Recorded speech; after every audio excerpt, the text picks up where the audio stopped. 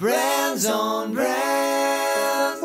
Hey, what's up, everyone? This week, we're talking about how to get amazing podcast guests to come on your show. How to get those great guests that are going to get your show to the next level. Check it out. In a world where content is king and your reputation is your brand, how do you build a brand that matters? Welcome to Brands on Brands, a home for those that think different and push their boundaries. This is where branding that matters lives. Now, here is your host, Brandon Burkmeyer. Hey, welcome to Brands on Brands on Brands. I'm Brandon Burkmeyer, your personal branding coach, and I believe that building a brand that matters today is the only way to thrive tomorrow. Appreciate you guys being here. Today, we're talking about how to get podcast guests. Not just any guests, how to get the great guests that are going to set your show apart, get you to stand out. Before we dive into that, if you'd like to refer back to any of these lessons from today's episodes, check out the blog at brandsonbrands.com/blog. And also, I have a freebie for you guys, which is if you're looking for how to create content, how to take an hour of content and convert it into 1 month of content for all you podcasters and content creators out there, I've created a step-by-step guide just for you, all about repurposing content. Download it now at my free resources page at brandsonbrands.com/resources. Now let's jump into the show. Brands on Brands. All right. How to get podcast guests.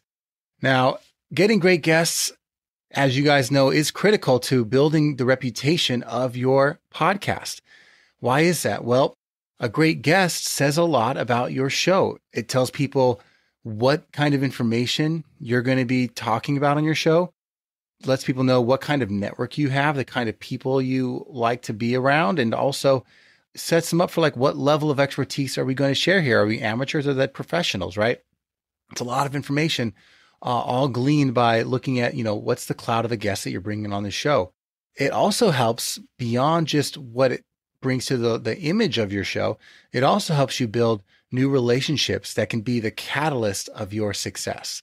What do I mean? Well, when you're interviewing someone for an hour, you have a little bit of time before and after the show, but also that hour that you're talking to them, you are building a relationship. Whether you know it or not, you are establishing rapport in talking about the topics from your show with your guest. That guest has now spent an hour of time with you, diving deep into the things that they really believe in and that they like to teach. And you were the catalyst for that. And that develops a relationship. And now you are more than just someone who they ran across in a room one day. You are someone that they have gotten to know a little bit better. So that's the start of a relationship that now you can follow up on, reach out to, check how they're doing, thank them for being on the show, and start to create more touch points. Run into them at different places, at different speaking gigs, engage them on social media. You are now someone who has a different relationship with them than most people that come into their world, right? So it's a huge relationship developer.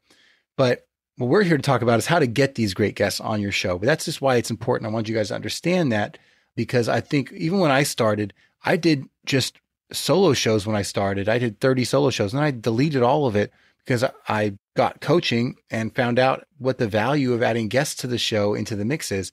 And not only did it add more variety to my show, make the show more interesting, but it also brought all these benefits that I just talked to you about. Not only my audience getting my knowledge, they're getting the knowledge of people who've been doing it a lot longer than I have, that have written books on the topic and who've spoken on the topics of marketing. And I got to bring all that to the show. It increased the quality of my show. It brought more variety to my show. And it most importantly opened the door to all these new relationships that I have in the business. So I thought that was huge for me, especially if you're looking to maybe speak one day, getting people who are already speaking at the places you want to speak from a public speaking standpoint. You now have relationships with people who've already done it. You can ask them how they did it, or you can ask them who runs the show and use them as a referral to become a speaker. So it's a lot of benefits there. So the 3 things we're going to dive into today are how to build your dream 100 guest list, how to perform guest research, and then that oh so critical guest outreach, how to do guest outreach, right? So those are my 3 things for today. And let's start with the Dream 100 guest list, right? This isn't a new concept. This is something I've learned from lots of people. And I think Russell Brunson from ClickFunnels has a great explanation of this. But what I think of it is just as if you're developing a guest list, right? Don't just write down the people you know that you think are easy to contact. Create a wish list and write down everyone that you think would be a great fit for the show, whether you think that they're achievable or not, whether you have any contact with them or not. Make a list of everyone that would make sense for the show. And you can organize this into 3 buckets, right? You can organize this into people that you know that are easy to get a hold of, that are in your circle, as the easy part of it. Then jump to the hard part and say, okay, who are all the people that would be amazing for the show, like the best top-notch speakers for my show that are maybe hard to get a hold of, and write those names down. And then fill in all the names in between, the like medium, like you think you might be able to get to, but you have to like reach out or start a relationship with them. Or maybe from your top-notch guests, they're like in their circle of friends. You want to talk to those people to maybe get the referral to the highest people on your Dream 100 guest list. Make a list and just start at first. Don't like think of those buckets. Just literally write down every name that comes to mind that would fit, because you're going to run out before you get to 100. I guarantee you. But write every name down, and you have to set those goals up front. And why this list is so important is most of us don't challenge ourselves to really get great guests on the show. So if you set this goal ahead of time, you write this list as just something to shoot for. You set those goals by setting them, you're giving you a chance to hit them. If you don't set goals, how are you ever going to accomplish anything, right? So you have to set those goals if you hope to achieve them in the first place. And then building that ideal guest list actually allows you to map out those goals and set you up to build a plan to reach those goals. Now that you know what you want to accomplish, you can actually figure out, okay, maybe for the harder people to get a hold of, this is a long-term goal that I got to build a plan for over time. So how am I going to do that? Well, I might start by getting involved in their world and think that maybe in a year or two, I might have a chance to meet them in person at some point. But you set those things up. I'll go to events where they're at. I'll engage in their communities. I'll join their coaching programs. And at some point, I'll have gotten to know them enough that I can ask them to come on the show. But that's a long-term plan. Whereas the short-term people on your list, you can say, okay, who am I going to just reach out to directly or make a phone call or email or whatever it is? But you can build a plan now that you have them on the list. And what I would advise to make this a little easier for you guys is after you've written down your list, here's the kind of people that I would think about for your show. Okay. There's 2 kinds of people that a lot of people that, especially if they have business shows or coaching shows, like to have. A lot of people we think of like, let's talk about people we know that are experts on a topic, or at least have been involved in a topic enough that they can talk smartly about it, right? Or intelligently about it. And that's great. But what I would actually encourage you to do is say, okay, let me go beyond that. Let me think about not just the experts, but let me also look at who are influencers in this space. Who are people that have taken time to build their own audiences, who already have built-in followings, or maybe have their own email list. They have their own ongoing show. Maybe it's a podcast, maybe it's a YouTube show. Maybe they have their own blog that's popular. Who's been out there long enough that they already have people following them? And a great group of people that already is doing that. It doesn't have to be celebrities that are on like TV that are like impossible to get a hold of, but you can seek out people that are speakers who are at all the conferences, people who are authors that are writing books. Like go to Amazon, check out new books and see who's out there promoting a book, because most people that are promoting books, guess what? They're looking to come on podcasts to tell their story to your small audience. Look out coaches who are people already out there teaching something that they are experts in. All these groups of people, speakers, authors, coaches, have, number one, they've already built an audience that you can tap into. But number two, importantly, they know how to speak on their topic. They've gone through the trouble of synthesizing all of their ideas into understandable explanations. And most of them have already done PR. They've already gone on shows. So you don't have to train them on how to be a good guest. They already know it half the time, or at very least, they know how to talk about what they're experts in. So as opposed to someone who just works in a space, that is a professional in a space, but not a speaker or author or coach, they're just a professional in an industry. A lot of professionals in the industry, and this was me included back in the day, I knew how to do my job, but it didn't mean that I would have made a good guest on a show. didn't mean that I knew how to take my ideas and convey my perspective in a way that's interesting to an audience, right? So when building your dream 100 guest list, think about that.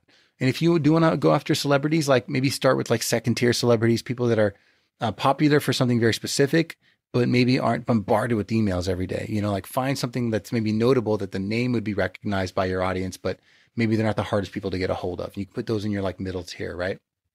So that's your Dream 100 guest list. And again, this is something you continue to update every quarter, every 6 months, every year. And as you knock people off your guest list, you can add more to it to continue to set those goals to grow your show, make it better. All right. Number 2, guest research. I talked a little bit about this already when talking about the Dream 100 guest list, but after you've made that list, you should be kind of ranking your guests in terms of difficulty to reach, as we talked about, easy, medium, hard, and challenge yourself to get a little bit of each group and maybe aim for the middle also, because if you just get the easy, eventually you'll run out of the easy people to reach and you'll have not set the stage to bring in the harder people to reach on your show. What's great is after you've started the momentum of getting people on your show, it becomes easier to get other guests because you've already got the people that you can look back to and say, I've had these great people on my show. You'd be a great guest too. Or you get referrals, and we'll talk about that. But start by grouping your list of people into different groups, easy, medium, hard. Rank your guests in terms of difficulty to reach. And then what I would do is map out the places where you'll be able to interact with them online and offline. This is the research part that is going to help you with the next section we're going to talk about, which is outreach. But you have to do the research first. You have to understand, do my guests that I'm trying to reach that I don't know, do they have shows already? Are they online? Are they going live online? Do they interact online in a place that I can jump in and engage regularly so that they can at least start to get familiar with my name or see my handle or see that I interacted? Do they have a Facebook group that I can join and comment and interact in the group on? Do they have something, an event that they're speaking at that I can go attend and reference? Do they have a book that I could read? Do they have something that I can take, consume, and engage with and be a part of their world, right? That's the research part of this all. And that's online and offline. If you're only doing this research online and you're never going out of your way offline, you are slowing yourself down. So if you have a chance to get out there in person and meet somebody in some way, shape, or form, or go to an event in person that they are at, that's going to be the fastest way for you to build this list and have all the starting points of relationships that you need to get your show off the ground. Start building a long-term engagement and outreach plan. So start thinking, let me map out my year. Maybe you realize that you're a couple of like amazing guests for your show. I'll speak at like one event. And then you can look at that event and say, okay, who are all the other speakers at this event that would also be great people for my show? Who are the other people that are thought leaders in this space that are friends with this person? And where are they speaking? And who are the speakers at events that they're going to? Or who are writing the books in these other spaces? Finding those connections is going to help you build your list. And maybe you're going to get to know people that weren't on your radar. You might find that there's a lot of people in your space that are industry leaders that you just had no awareness of. But now that you're doing the guest research, you're going to start to see their information more. Follow them on all their social media so you can start to see where they pop up and see if you think that they're a fit. But start building that long-term engagement now and engage in all their social media. And then that's your outreach plan. So the next is going to be the actual outreach, right? So the best way to get a great guest to say yes is to already have formed a connection with that guest. That's what I'm trying to teach you guys today. So the first time that they hear from you should not be an email saying, hey, I have a show. You're awesome. Please come on it. That's not the first engagement. First engagement should be you saying, hey, this is great content. Thanks for putting it out. Or I love what you said about this on your last live. Or, hey, I have a question. Or leaving a review on their book or on their podcast. Show up in their world and ask them questions face to face. Engage in some way, shape, or form. Virtually be the easiest. And I'll tell you, before I go to any conference, I reach out to all the speakers at the conference. I DM them on Instagram or on LinkedIn. And I say, hey, love this content article. And I hope to shake hands with you if I see you at the conference. And then when I get there, even if they don't remember seeing that or they never saw it, I can refer back to it and say, hey, I did this thing. And I'm so glad I got to actually meet you in person. And it just builds a rapport. I mean, that you were thoughtful and didn't just bump into them haphazardly. You put yourself in that place to meet them. And the other thing is to say, when I actually was starting the show, I went to a conference called Social Media Marketing World, and I actually did these things I'm talking about. I DM'd every single person that was speaking that I thought made sense. And I introduced myself. I went on there when they were live on social media. I participated. I joined their Facebook groups, all the things. And then when I showed up, I wasn't a stranger. And sure enough, not all of the 100 people, but like 10 of them were happy to say hi and knew who I was, or at least had a sense of it, or at very, very least were happy that I was already engaging their community and happy that I could refer to that when I talked to them. And then when I got to meet them and say hi and tell them who I was and just that my interest in them and my excitedness to meet them because of the cool things they were doing, then I could follow up with them. Either I can ask them face to face, or I could follow up with them afterwards in an email and say, hey, so great meeting you. Send them a picture of us so they remember it. And then say, by the way, I have a show. And because of how you talk about this thing, I think you'd be perfect for my show. And now that we have that one-to-one relationship, they are so much more inclined to say yes than some random cold email outreach. So building those relationships face-to-face is huge. Taking pictures with people is huge. It's all a step in saying that you've invested in the relationship. And what I like to tell people is you have to like them first. If you want people to like you, you have to like them first. If you want to build amazing relationships with influencers, you have to put in the time to show them that you are engaged in their content first. So if you want them to like you, you have to like them first. If you want them to invest in you, you have to invest in them first. And moving on from that, I think the second best way for you to get guests on your show, it's going to be a bit like a snowball effect. The second best way to get people on your show is to have someone on your show refer the next guest. So anytime someone is introduced to you via someone you already know, it already breaks down the barriers to the invitation. In other words, it's not a cold outreach anymore. It's someone saying, hey, I met Brandon. He's great. I was on his show. I think you'd be perfect for his show. Right. And how do you get them to do that is I think is a big question. Well, one of the things I like to do is when I'm actually interviewing them, you can build into the interview. You can say, hey, do you know anybody that would be a great fit for the show? And let them answer and see if they have anyone off the top of their head. If they don't, you could say, great, I'll follow up and ask. I'll ask again in case it's easier to remember later. But if you can get them to actually say the person's name right there live, it's that much easier because now you can reach out to those people and say, hey, this person referred me to you. Or you can email them after and say, do you mind setting up an intro to that person you mentioned? And now they feel inclined to do that because they mentioned the person's name already. So take those steps to, in person, get referrals, because that's going to be such a quicker way instead of you having to be a stranger and introduce yourself. Now you've got someone breaking the ice for you and being someone who basically says, Brandon seems cool. Go ahead and, get to know them. So use those guests, take the guests that you have.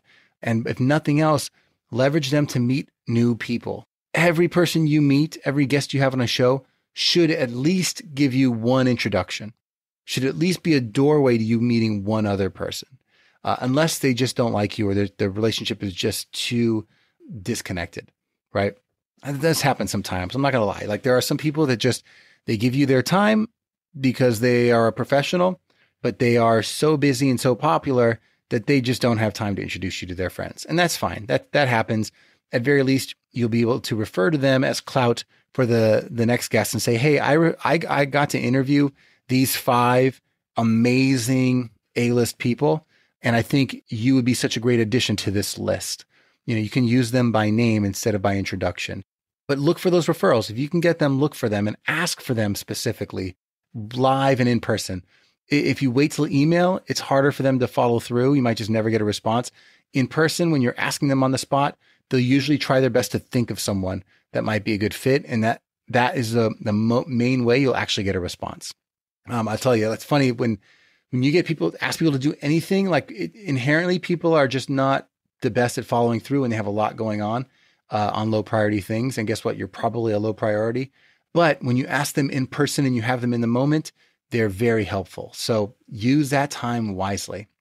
And then lastly, I think the third best way to reach out is directly one-to-one with a high impact personalized message.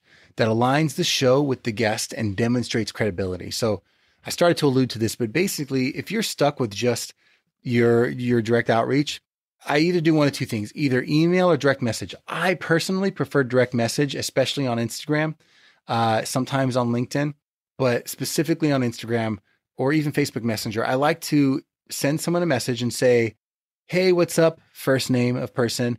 I saw you speak, or I saw you were a speaker at such and such event, or I saw that you just wrote this book, and the topic of XYZ is something I'd really like to dive into on my show with you. I think it's a perfect fit.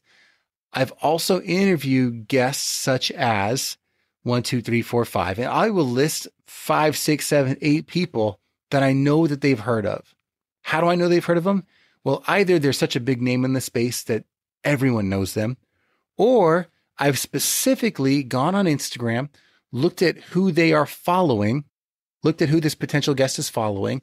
Anyone that's got a blue check mark that I know has been on my show, I just list that person's name, add them to the list. That way I know that they know them. If they're following them, they obviously know them, especially if they're a big name person. So I just list all those names off. The more, the better.